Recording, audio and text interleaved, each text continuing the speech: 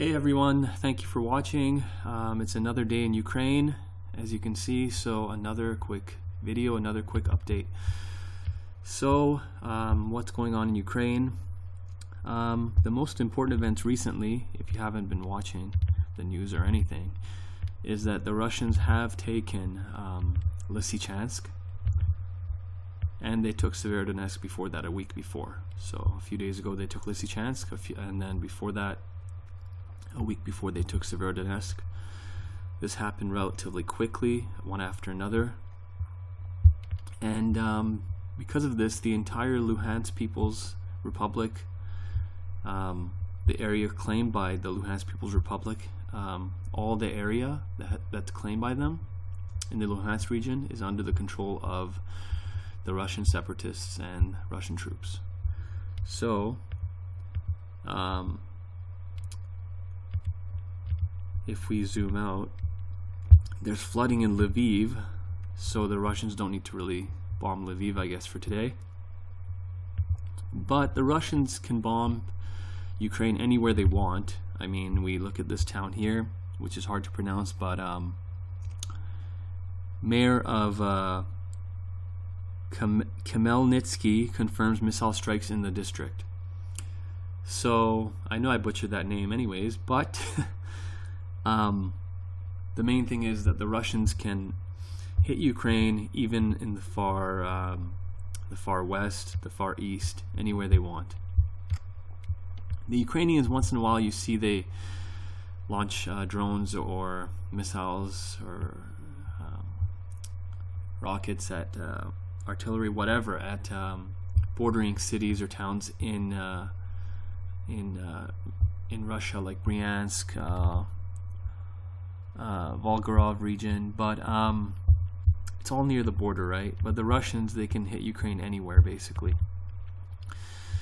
Anyway, so there's a missile strike here in this area.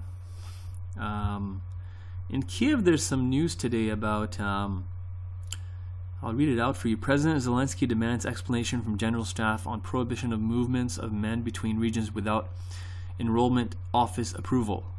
Asked not to make such decisions without him. So I don't know exactly what's going on with that, but it seems that they're trying to prohibit people from moving from one region to another. They're trying to say that fighting age men in Ukraine have to stay put in case they're conscripted. So anyways, there's some shelling in this region, in the Sumy region. And this is just, I don't think Russian troops are going to come back here. See in the blue, this is where the Russians were, but I don't see this as Sumy. They never even took Sumy, they surrounded it though, but I don't think Russian troops are going to come back here, but basically they're just shelling these areas in the north, Sumy, Kharkiv, whatever, once in a while. It's just some back and forth shelling, and it's just to say that it's just to keep the Ukrainians on alert, that they want the Ukrainian troops to basically, they want to keep the troops pinned down so they don't send the troops to the front line where they're needed. They want to keep some troops, Sumy, some troops near Kiev, some troops near, Lutsk. Recently there was some talk about Belarus maybe attacking some northern parts of Ukraine, so that just keeps Ukrainian troops pinned down. These blue symbols here, basically Kharkiv Oblast, red alert, aerial threat, they're just sirens, so they're siren alerts. So that tells you that the Russians are probably launching missiles at these areas. Kharkiv, few siren alerts here. 3 explosions reported in the Kharkiv region. That's significant. Now, if we go to the flashpoints, the most important flashpoints are obviously going to be, as I mentioned yesterday, Seversk, Sloviansk, Kramatorsk, Bakhmut. Then, of course, there's New York. The Russians are only 3 miles away from New York. So all these are flashpoints, and they're going to be flashpoints. You're going to hear about them on the news. But anyways, the Russians are beginning to do what they do best, I'll show you this. 2 killed, 7 wounded as a result of Russian shelling at Central Market in Sloviansk. So the Russians have essentially begun shelling the next targets on their list. So Sloviansk is a target. You can see how intense the shelling is. It caused the fire right here. So the Russians are now shelling Sloviansk. They're now shelling areas on the front line near Seversk. Now this area right here, yesterday there's other maps say that this area is red, Bilohorivka. Other maps say it's still red. But according to this map, the Ukrainians have taken back this area. I don't even know if it's a good thing, because this is, I mean, Seversk is already a salient. It's already a bulge, right? And this is another bulge within the bulge. So it's a salient within a salient, which I don't think is really a good thing. Because, you know, it's just, you don't want bulges within bulges within bulges sticking out, because eventually you can, you know, they can get cut off, and then when they get cut off, that leaves a lot of troops isolated, and those troops will eventually be encircled. But anyways, we can see that all along the front line, the Russians are doing what they do best. They're just shelling the front line with artillery, all types of artillery, mortars, rockets, multiple launch rocket systems, missiles, you name it, everything.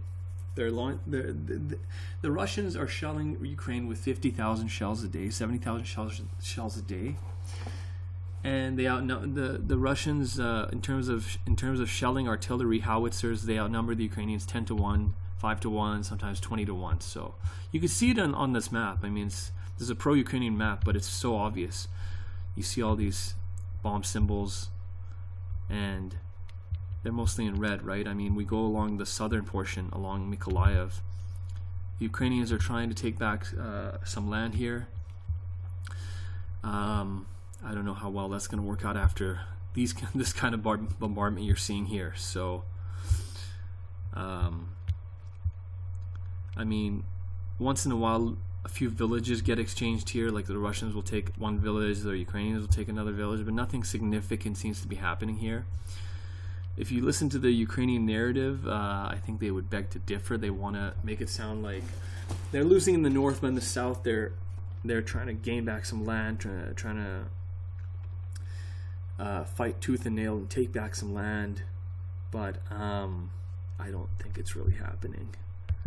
The last few offensives they've tried have fizzled out. So in this area, the Russians have launched 6 missiles at Bashtanka town. Who knows, maybe it was a training center, who knows what they hit, but the Russians are consistently hitting Ukrainian vital targets, like the Ukrainian supply lines, the rail network, repair shops, storage facilities, weapon storage facilities, ammunition dumps, fuel storage facilities, you name it, command and control. The Russians are hitting the Ukrainian targets non-stop. You can just see it on the map, right? Look, the Ukrainians are also trying, right? The Ukrainians are, I mean, you look at Donetsk, and Donetsk, the Ukrainians, I mean, some civilians died recently too. On both sides, civilians died. It's sad. But you see in Donetsk, in the last few days, a few weapon storage facilities, ammunition dumps have been destroyed by the Ukrainians. I don't know if the intel was provided by the West, but the Ukrainians, it's close to the contact line. The ammunition's kept close, so this is what happens.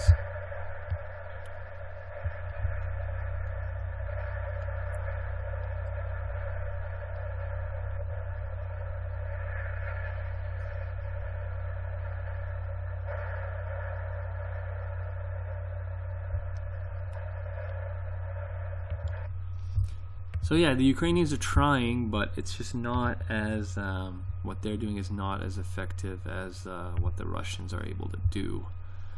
And until that changes, I don't see the situation on the front line changing. another thing is that the Ukrainians, according to reports, even Western reports, have lost most of their professional fighting force, whereas the Russians don't seem to have lost most of their professional fighting force. So you could say the Russians have the tip of the spear. They have the Chechens, they have the Cossacks, they have their elite units,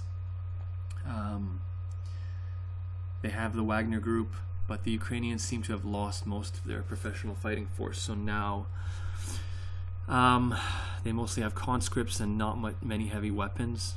But that's why you see so much shelling, because as I've said before, artillery is the most cost-effective and efficient weapon to take out large masses of infantry, which is what the Ukrainians have right now. This is Avdiivka, another flashpoint near the contact line. The Russians will probably take this sooner or later.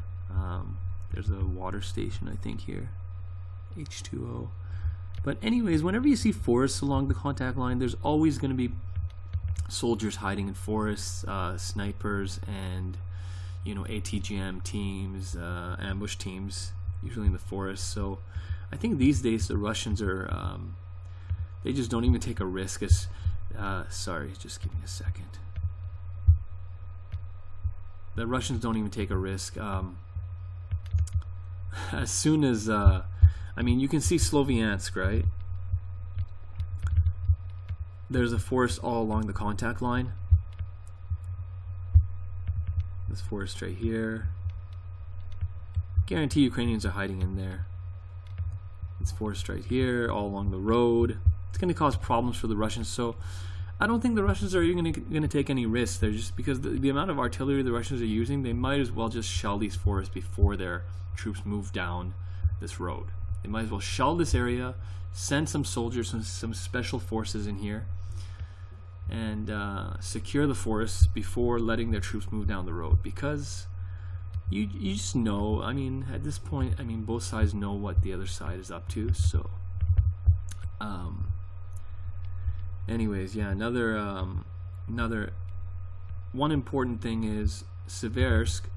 I've heard that according to reports, one of the Ukrainian commanders wants to actually move the troops back and establish more of a straight line, along this road. Because if you look at Seversk, it's kind of like a bulge of salient sticking out, and that makes it vulnerable. Because let's say if the Russians go from here to here, all of a sudden, and then cut off Seversk, cut off the roads leading down south, and then all of a sudden you'll have all these troops in Seversk encircled, right? So there's a saying for military affairs: "He who defends everything at the same time defends nothing at all." So I'm not sure who said that, but it's a famous quote. You can't defend everything at the same time. You have to pick and choose, right? So I think some of the Ukrainian commanders had that issue with Zelensky previously. Zelensky wanted the Ukrainians to fight tooth and nail for every square inch, whereas some Ukrainian commanders want to even abandon this entire area, forget about even Kramatorsk, and they just want to go back to the Dnipro River right here, because it's a long river. It's a big river, and there's several cities along this river, so several population centers along this river. So they're thinking if they can move their troops back, they could fortify these areas and they would be easier to defend. And they don't think the Russians will then try to go forward. But the problem is, if the Ukrainians move out of the Donbass, the Russians might not try to move forward to Dnipro and Zaporizhia afterwards, right? If they take the Donbass, if they take this area of the Donbass, then they might be content. After that, they might try to go for Kharkiv or Odessa, and or they might try to merge with Transnistria, right, which is an enclave, a pro-Russian enclave in Moldova. So that's the issue with troops falling back too much. But The Ukrainians are basically stuck between a rock and a hard place, and the Russians are just pressing the advantage. They're just bombing the Ukrainians. So I'm not going to talk more than that today, any more than that. Thank you for watching, guys. Make sure to like and subscribe, and thank you for watching, guys. I'll see you in the next one.